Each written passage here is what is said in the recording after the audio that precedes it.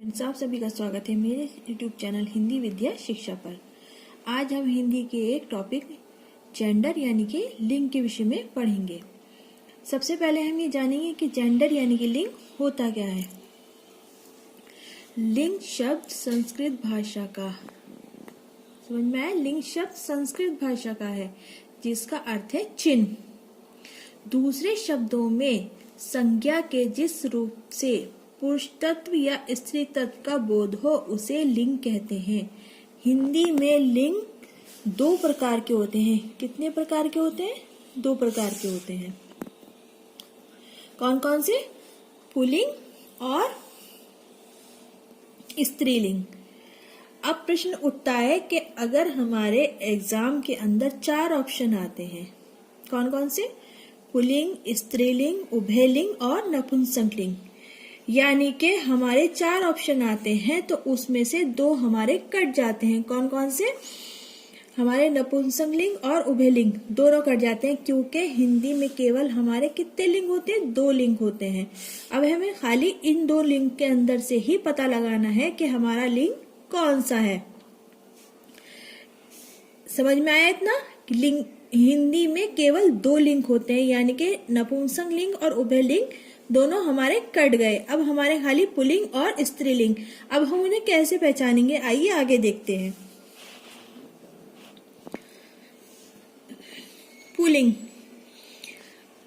धातु, किसी भी धातु, ठीक है। अन्न, गेहूं, चावल, जौ, मक्का, इस तरह के अन्न। माह, जनवरी, फरवरी, मार्च, अप्रैल। दिवस, रविवार, शनिवार। तारे, ग्रह, रत्न, देश, शहर, पहाड़, वृक्ष इत्यादि के नाम पुल्लिंग होते हैं। धातु, अन्न, माह, दिवस, तारे, ग्रह, रत्न और देश, शहर, पहाड़, वृक्ष इत्यादि के नाम क्या होते हैं? पुल्लिंग होते हैं। अपवाद के रूप में पृथ्वी एक ग्रह है, ठीक है, लेकिन क्या है वो किस में आता है? हमारा स्त्रीलिंग में आता है। पृथ्वी है, चांदी है, मूंग, अरहर, मकई, दाल। अपवाद के रूप में पृथ्वी, चांदी, मूंग, अरहर, मकई, दाल, इमली, काशी, मथुरा, अयोध्या आदि क्या है? हमारे स्त्रीलिंग है। यह हमारे शहर के नाम भी है, अन्न के नाम भी है और हमारे ग्रह के नाम भी है, परंतु अपवाद के रूप में ही हमारे कौन से लिंग के अंदर आएंगे? हमारे स्त्रीलिंग के अंदर आएंगे। इनके अलावा अकरान शब्द जैसे छाता, अकरान जहां पर हमारा लास्ट में आ रहा हो उनको शब्दों को हम क्या कहते हैं? अकरान शब्द कहते हैं। जैसे छाता, आ, लोटा, तनुजा आदि। और हमारे इकरान शब्द जहां हमारे लास्ट में ई आ रहा हो वो हमारे इकरान शब्द हैं। वो हमारे शब्द पुल्लिंग शब्द होते हैं। अकरान शब्द कौन से होते हैं? हमारे अकरान शब्द जिनके हमारे लास्ट में आ आता है और इकरान जहां पर ई आता है वो हमारे पुल्लिंग शब्द होते हैं। इनके अलावा पा, तत्व, आव, पन वाले भाववाचक शब्द जैसे बुढ़ापा, लड़कपन इत्यादि पुल्लिंग शब्द होते हैं। जहां पर पा, तत्व, आव, पन इनके आखिर में ये लगा होता है, ये शब्द भी हमारे कौन से लिंग में आते हैं? हमारे पुल्लिंग में आते हैं। इतना समझ में आया आपको? अगर समझ में आया तो प्लीज लाइक का बटन दबा दीजिए। नेक्स्ट है हमारा स्त्रीलिंग। नदियों के नाम जैसे गंगा, यमुना, सरस्वती तथा तिथियों के नाम जैसे दूज, चौथ इत्यादि स्त्रीलिंग शब्द हैं। अपवाद के रूप में सिंधु नदी और ब्रह्मपुत्र नदी तथा सोन नदी ये क्या है? हमारे पुल्लिंग है।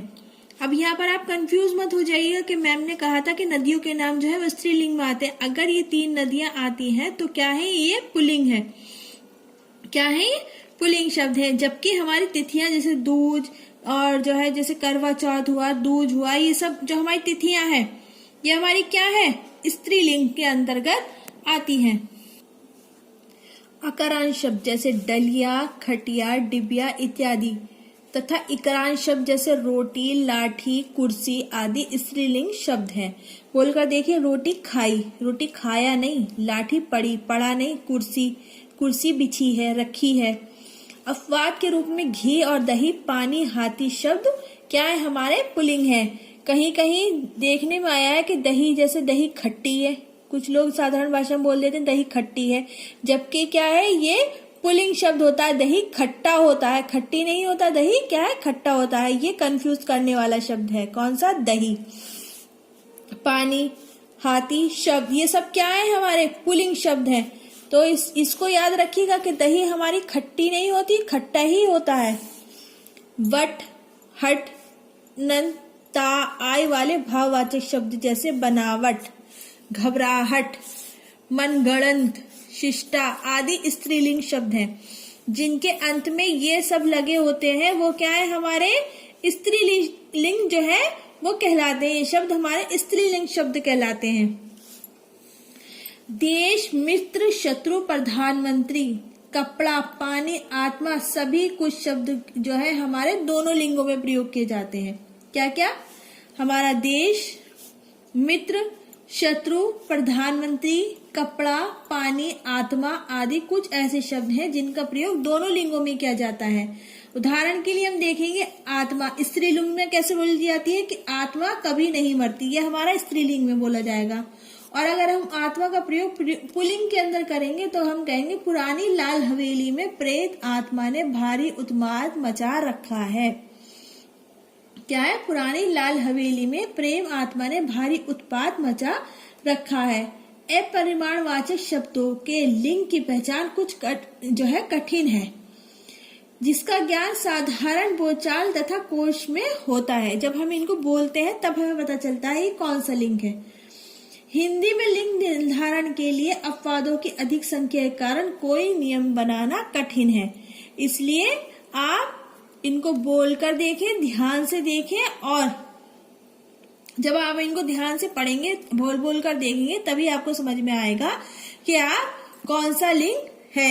लेकिन ये हमेशा याद रखिएगा कि हिंदी में केवल 2 ही लिंग होते हैं। कितने होते हैं, 2 लिंग होते हैं, नपुंसक लिंग और उभय लिंग कट हो जाता है। इसलिए ऑप्शन में कभी भी इन दोनों को ध्यान मत रखिएगा, इनको अलग हटा दीजिएगा। अगर आपको मेरा पढ़ाया समझ में आता है तो लाइक करिए, शेयर करिए और सब्सक्राइब करिए, और हमारे चैनल को प्रोत्साहित कीजिए। कमेंट सेक्शन में बताइए। धन्यवाद।